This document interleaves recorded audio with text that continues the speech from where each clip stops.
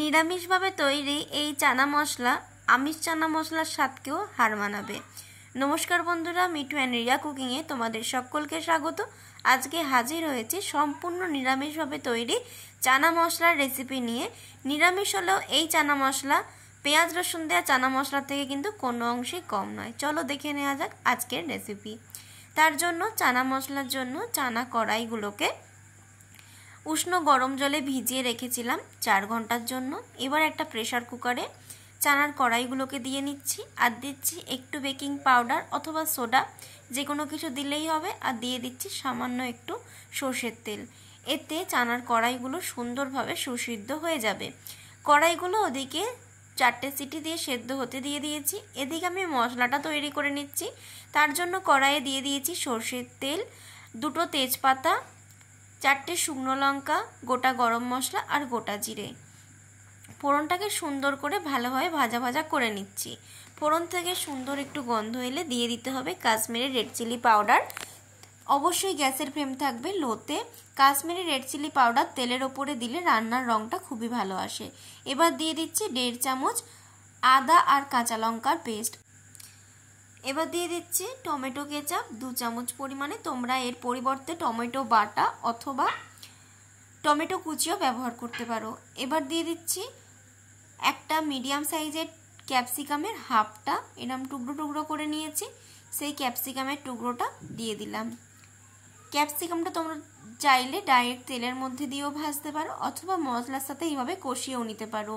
এবার 2 চামচ কাজু আর 2 চামচ পোস্ত আর 2 চামচ চাল মগজকে ভালোভাবে পেস্ট বানিয়ে নিয়েছিলাম, সেই পেস্টটা দিলাম। আর 3 চামচ মতো টক দইকে ফেটিয়ে নিয়েছিলাম, সেই টক দইয়ের পেস্টটা দিয়েও ভালোভাবে কষিয়ে নিলাম। এবার ঝাল লঙ্কার গুঁড়ো দিলাম স্বাদ মতো, আর হলুদ গুঁড়ো দিলাম 1 চামচ। দেওয়ার পরে মশলাটাকে ভালোভাবে কষিয়ে নিয়ে মিক্সির বাটি ধোয়া জলটা এখানে অ্যাড করলাম। যেহেতু কাজু চালমগজ যেগুলো আছে সেহেতু মশলাটা নিচে লেগে যাওয়ার চান্স আছে, তাই বারবার করে কিন্তু নাড়াচাড়া করতে হবে যাতে মশলাটা নিচে না লেগে যায়। মশলা থেকে সুন্দরভাবে তেল ছেড়ে বেরিয়ে এলে দিয়ে দিতে হবে সেদ্ধ করে রাখা চানার কড়াইটা। আর দেখো হাতে করে দেখিয়ে দিচ্ছি কড়াইটা কিন্তু একদম সুন্দরভাবে সেদ্ধ হয়ে গেছে। এবার ভালোভাবে মিক্স করে নিতে হবে। সুন্দরভাবে মিক্স করা হয়ে গেছে।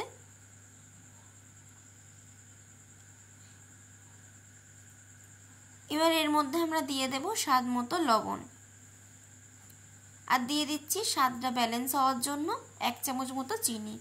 চিনি আর লবণটাকে দিয়েও ভালোভাবে মিক্স করতে হবে।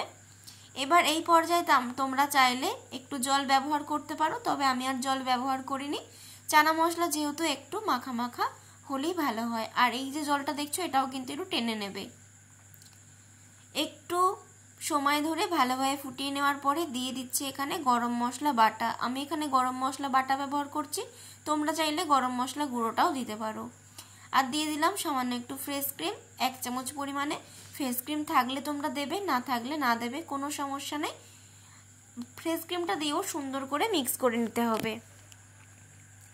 আর নামানোর আগে তোমরা দিয়ে দেবে ঘি অথবা বাটার, তাহলেই রেডি হয়ে যাবে সম্পূর্ণ নিরামিষভাবে তৈরি সুস্বাদু চানা মশলা।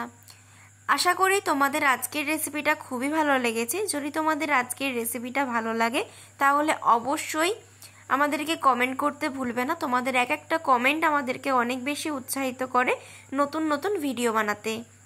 আর এই সম্পূর্ণ নিরামিষভাবে তৈরি চানা মশলাটা যে কোনো নিরামিষের দিনে তোমরা বানিয়ে খেতে পারো।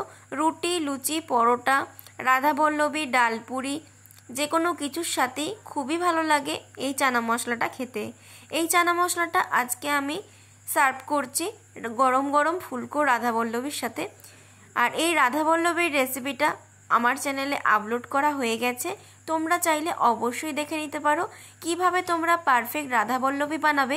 আশা করি আমার চ্যানেলে রাধাবল্লভীর রেসিপিটা দেখলে তোমরা সেটা সহজেই বুঝতে পারবে। আর কি পদ্ধতিতে বানালে এইরকমভাবে পুরটা সুন্দরভাবে চারিদিকে ছড়িয়ে যাবে সেটাও তোমরা দেখতে পাবে। চানা মশলা আর রাধাবল্লভীর কম্বিনেশনটা সত্যিই দুর্দান্ত। আজকের মতো তাহলে ভিডিওটা এখানেই শেষ করি। সবাই ভালো থেকো, সুস্থ থেকো, টাটা।